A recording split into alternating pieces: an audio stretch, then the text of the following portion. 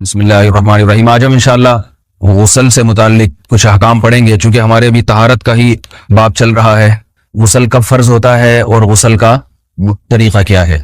رسول اللہ صلی اللہ علیہ وسلم نے فرمایا ان اللہ لا یستحیی من الحق، اللہ تعالی حق بات کو بیان کرنے سے حیا نہیں کرتے۔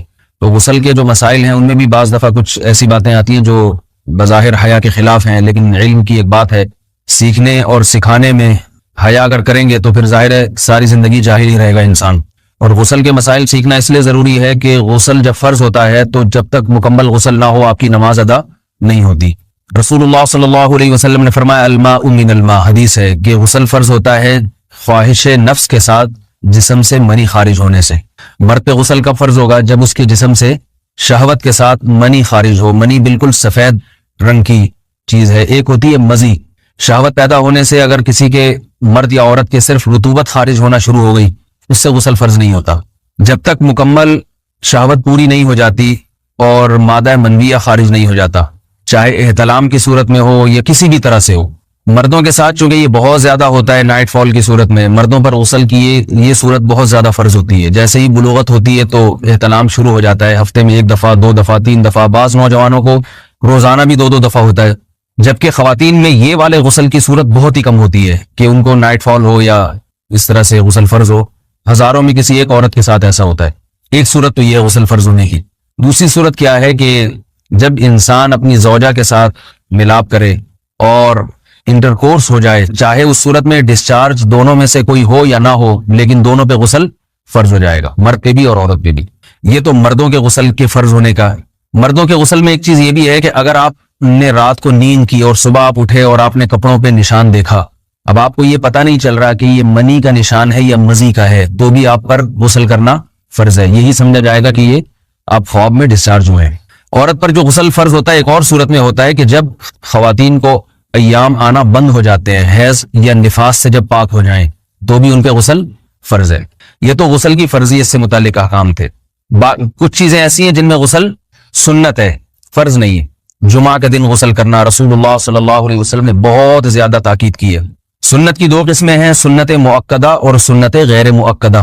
مؤکدہ وہ ہوتی ہیں کہ جن کو چھوڑنے کا اگر کوئی معمول بنا لے تو گناہ کا خطرہ ہے، اور ایسا شخص قابل ملامت ہے، اسے شریعت ملامت کرتی ہے، برا بنا کہتی ہے۔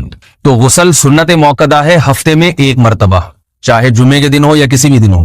جو مسلمان ہفتے میں 1 دفعہ بھی نہیں نہاتا، وہ کتنا ہی نیٹ کلین ہو، مگر شریعت کی نظر میں وہ قابل ملامت ہے، اسے تانے دینے چاہیے کہ شرم نہیں آتی ہو مسلمان مگر رہتے ہو بھنگیوں اور چماروں کی طرح۔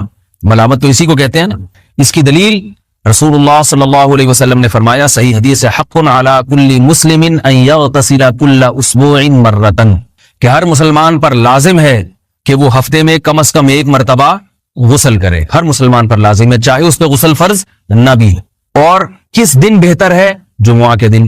نبی صلی اللہ علیہ وسلم نے حکم دیا ہے کہ جمعے کے دن غسل کیا جائے۔ امام احمد ابن حنبل کا مذہب یہ ہے کہ جمعے کے دن غسل کرنا واجب ہے، صرف سنت نہیں ہے بلکہ واجب ہے، لیکن جمہور کا مذہب یہ ہے کہ سنت عمل ہے۔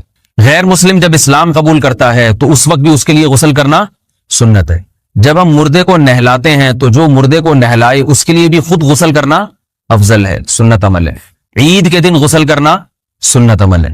تو یہ وہ تمام مواقع ہیں جن میں غسل کرنا رسول اللہ صلی اللہ علیہ وسلم کی سنت ہے۔ غسل کا طریقہ کیا ہے؟ غسل میں 3 چیزیں فرض ہیں، منہ بھر کے قلی کرنا، ناک میں پانی ڈالنا کہ ناک کی جو نرم جگہ ہے یہ اچھی طرح تر ہو جائے، اور پورے جسم پہ 1 مرتبہ پانی بہا دینا کہ جسم میں بال کے برابر جگہ بھی خشک نہ رہے۔ یہ تو ہے فرض، یعنی یہ کام کسی نے کسی بھی طرح سے کر لیا تو غسل ادا ہو جائے گا، چاہے اس کی نیت غسل کی تھی یا نہیں تھی۔ کوئی آدمی چلتا ہوا جا رہا ہے، پھسل کے تالاب میں گر گیا، پورے غوطے کھا کے باہر نکلا، قلی کر لے اور ناک میں پانی ڈال لے تو غسل اس کا ادا ہو جائے گا۔ البتہ چونکہ نیت نہیں تھی لہذا غسل کا ثواب نہیں ملے گا، ثواب نیت کے بغیر نہیں ملتا انسان۔ دلائل اس کے الگ موضوع ہے کہ اس کی دلیل کیا ہے کہ بغیر نیت کے بھی غسل ہو جاتا ہے، لیکن میں نے بتایا دلائل کا سیشن نہیں ہے، اس میں پھر بات لمبی ہو جائے گی۔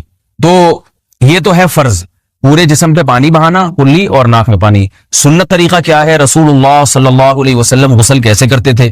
سنت طریقہ جس پہ جو اختیار کرنا چاہیے وہ طریقہ یہ ہے کہ جب آپ غسل کے لیے بیٹھیں تو سب سے پہلے وہ جگہ دھوئیں جہاں نجاست اور ناپاکی لگی ہوئی ہے۔ نائٹ فال ہوا, کسی کو احتلام ہوا, تو جہاں جہاں گندگی لگی ہے پہلے اس جگہ کو دھوئیں, استنجا کریں, شرمگاہ کو دھوئیں اچھی طرح. سمجھ رہے ہیں بات کو؟ اس کے بعد ہاتھ دھوئیں اور مکمل وضو کریں جیسے ہم عام حالات میں وضو کرتے ہیں. مکمل وضو کرنے کے بعد دائیں کندھے پہ پانی ڈالا, لیفٹ سائڈ پہ پانی ڈالا. پہلے زمانے میں تو چلو سے غسل ہوتا تھا, ہاتھ دھو لیے تو اب چلو سے پانی لے کے یہاں ڈالا جا رہا ہے, چلو سے پانی لے کے یہاں ڈالا جا رہا ہے, پورے جسم پہ ملا جا رہا ہے, اور چلو سے پانی لے کے 3 دفعہ سر پہ ڈالا جا رہا ہے. تو آج کل چلو الو تو ہے نہیں, شاور کے نیچے جا کے کھڑے ہو جاتے ہیں, تو اس میں یہ کہ شاور کھولے کھڑے ہو جائیں, سارے چلو اس میں خود بخود ہی ہو جائیں گے, پورے جسم پہ پانی بہ جائے گا. نبی صلی اللہ علیہ وسلم کے دور میں یہ جدید چیزیں نہیں تھی, شیمپو اور صابن, تو آپ صلی اللہ علیہ وسلم بیری کے پتوں سے غسل کی ترغیب دیا کرتے تھے. بیری کے پتوں کو اگر پانی میں پکایا جائے تو پانی میں میل کچیل صاف کرنے کی صلاحیت بہت بڑھ جاتی ہے.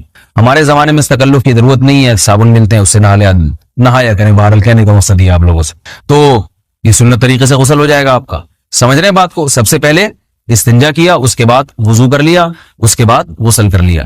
اگر کسی نے غسل میں وضو نہیں کیا اور ویسے ہی پورے جسم پہ پانی بہا دیا تو بھی اس کا وضو خود بخود ہو جائے گا. اس غسل سے وہ نماز پڑھ سکتا ہے, کیونکہ بعض لوگ غسل کرنے کے بعد دوبارہ وضو کر رہے ہوتے ہیں, اس کی ضرورت نہیں ہے, کیونکہ جب غسل کرتے ہیں تو وضو والے اعضاء تو خود بخود اس میں دھل جاتے ہیں. یہ ہے غسل کا طریقہ. وضو کیسے ٹوٹتا ہے؟ جن چیزوں سے غسل فرض ہوتا ہے ان چیزوں سے وضو تو بہرحال ٹوٹتا ہی ہے. اس کے علاوہ بھی وضو ٹوٹتا ہے. اس سے پچھلے لیکچر میں نے کچھ تفصیل بتائی تھی کہ نجاست جسم سے کہیں سے بھی خارج ہو جائے یا نجاست نکل کے بہہ پڑے, اگر قضاء حاجت کی جگہوں سے نجاست خارج ہوئی ہے تو نظر بھی آ جائے وضو ٹوٹ جائے گا, اور قضاء حاجت کے علاوہ جگہوں سے اگر نجاست خارج ہوئی ہے, خون وغیرہ ہے جیسے, تو جب تک نکل کے بہے گا نہیں تو اس وقت تک وضو نہیں ٹوٹے گا. سمجھ رہے ہیں بات کو؟ وضو کا طریقہ کیا ہے؟ سب سے پہلے دونوں ہاتھوں کو دھویا جائے, 3 دفعہ کلی کی جائے, مسواک کی جائے, 3 دفعہ ناک میں پانی ڈالا جائے, پھر پورے چہرے کو پیشانی, یہ جو ہے جہاں سے پیشانی ہماری شروع ہو رہی ہے اور تھوڑی کے نیچے تھوڑی جہاں ختم ہو رہی ہے, اور ایک کان کی لو سے دوسرے کان کی لو تک 4 اعضاء ہیں وضو میں دھونا فرض ہیں. 1 چہرہ, نمبر 2 بازو, نمبر 3 سر کا مسا, چوتھائی سر, اور نمبر 4 پاؤں کو دھونا. اس کی دلیل قرآن مجید کی مشہور آیت ہے فَاغْسِلُوا وُجُوهَكُمْ وَأَيْدِيَكُمْ إِلَى الْمَرَافِقِ. اللہ فرماتے ہیں ایمان والو جب نماز کا ارادہ ہو تو اپنے چہروں کو اور اپنے ہاتھوں کو دھو, سر کا مسا کرو اور پاؤں کو ٹخنوں سمیت دھو. دھونے کا حکم ہے قرآن مجید میں. البتہ سر کے بارے میں یہ نہیں ہے پورے سر کا مسا کرو, بلکہ آ رہا ہے وَامْسَحُوا بِرُؤُوسِكُمْ, با کا لفظ ہے, با آتی ہے تبعیض کے لیے کہ سر کے بعض حصے کا مسا. اب بعض حصے کا قرآن حدیث میں کہیں تذکرہ نہیں ہے, تو اس میں فقہاء کرام کے اجتہادات ہیں. امام شافعی فرماتے ہیں تھوڑا سا بھی ٹچ کر لیا سر کو ہو جائے گا. امام ابو حنیفہ فرماتے ہیں نہیں, کم از کم 1/4 کا ہونا ضروری ہے. سب کے اپنے اپنے دلائل ہیں, ان دلائل میں نہیں جاتا. فقہ حنفی کو جو فالو کرنے والے ہیں تو ان کو چاہیے کم از کم 1/4 سر کا مسا, یہ فرض ہونے کے لیے ضروری. مگر سنت کیا ہے؟ پورے سر کا مسا. نبی صلی اللہ علیہ وسلم دونوں ہاتھوں کو بھگو کے پورے سر کا مسا کرتے تھے ایسے. سمجھ رہے بات کو؟ اور مسا کے جو یہ ٹیکنیکل طریقے ہیں کہ آپ یوں پہلے انگلی بنائیں, پھر یوں لے کر جائیں, پھر یوں گھما کے لائیں, پھر یوں, یہ ٹیکنیکل طریقے حدیث سے ثابت نہیں. مسا کا طریقہ کیا ہے؟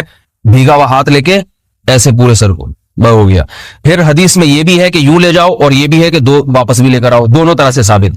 تو ایسے بھی کر سکتے ہیں کہ یوں لے جائیں, اور ایسے بھی کر سکتے ہیں لے کے جائیں اور پھر واپس بھی لے آئیں, دونوں طریقے جائز ہیں. لیکن کم از کم سنت اتنی ہے کہ پورے سر کا مسا ہونا چاہیے. بعض لوگوں کو شو مارنے کا شوق ہوتا ہے, اگر وہ واپس لائیں تو بال ان کے خراب ہو جاتے ہیں, کہتے ہیں یار یہ پھر مسئلہ خراب ہو جائے گا, تو پھر ایسے لوگ صرف یوں ہی لے جائیں کافی ہے. افضل تو یہ کہ یوں بھی لے جائیں, یوں بھی لے جائیں, دونوں طرح سے صحیح ہے. بہرحال دونوں حدیث سے ثابت ہیں. سمجھ رہے ہیں بات کو؟ اور یہاں ایک اہم مسئلہ بتا دوں, قرآن مجید نے پاؤں کو دھونے کا حکم دیا ہے, پاؤں پہ مسا کرنے کا حکم نہیں دیا. اور حدیث میں خفین پر مسا کرنے کا حکم ہے. تو قرآن اور حدیث کو فقہاء نے جمع کیا ہے, لہذا وہ موزے جن میں آسانی سے پاؤں دھوئے جا سکتے ہیں ان میں چاروں ائمہ کے نزدیک پاؤں پہ مسا کرنا جائز نہیں.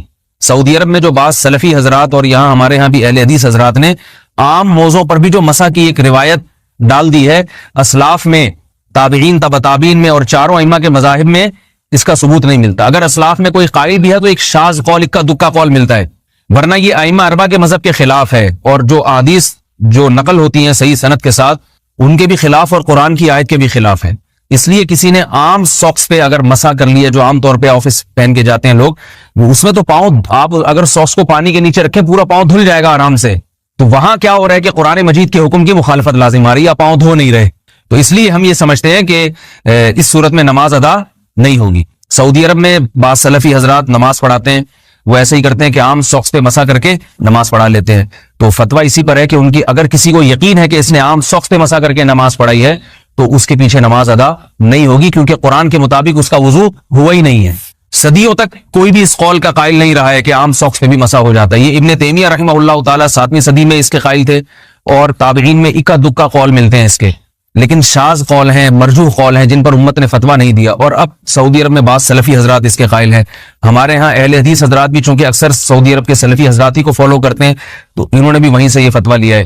لیکن ائمہ اربعہ کے مذہب میں اور دلائل کے لحاظ سے دیکھا جائے تو یہ مذہب کمزور ہے. قرآن نے پاؤں کو دھونے کا حکم دیا، آپ دھوئیں گے پاؤں جب تک دھونا ممکن ہے. چمڑے کے موزے ہیں، ان کو دھونا ممکن نہیں ہے اتارے بغیر، لہذا ان موزوں کے اوپر مسا ہو جائے گا. تو اس سے قرآن پر بھی عمل ہو جائے گا اور حدیث پر بھی عمل ہو جائے گا. اس لیے ائمہ اربعہ نے جو قرآن و حدیث کو سمجھ کے جو فیصلہ کیا ہے اس پہ چلنا ہمارے لیے زیادہ مفید ہے بنسبت آج کل کے جو علماء ہیں ان کی اپنی ذاتی آراء پر. اس لیے یہ بھی ایک وضو سے متعلق اہم مسئلہ تھا. سمجھ رہے ہیں؟ باقی تو ماشاءاللہ وضو کرنا سب کو آتا ہی ہے. اور وضو کے بعد دعا کیا ہے؟ کلمہ شہادت، اشہد ان لا الہ الا اللہ وحدہ لا شریک لہ اشہد ان محمدا عبدہ ورسولہ اللہم اجعلنی من التوابین واجعلنی من المتطہرین. اے اللہ تو مجھے بار بار توبہ کرنے والوں میں شامل کر دے اور بار بار پاکیزہ رہنے والوں میں شامل کر دے. توبہ اس لیے کہ میں نے ظاہری طہارت تو حاصل کر لی، مجھے روحانی طہارت بھی عطا کر دے. اگر میں نے گناہ کی ہوں تو مجھے ان سے بھی توبہ کی توفیق عطا فرما لے، تاکہ اس لحاظ سے بھی میرا وضو ہو جائے، اس لحاظ سے بھی میں پاک ہو جاؤں. سبحانک اللہم و بحمدک، نشہد ان لا الہ الا انت، نستغفرک و نتوب الیک.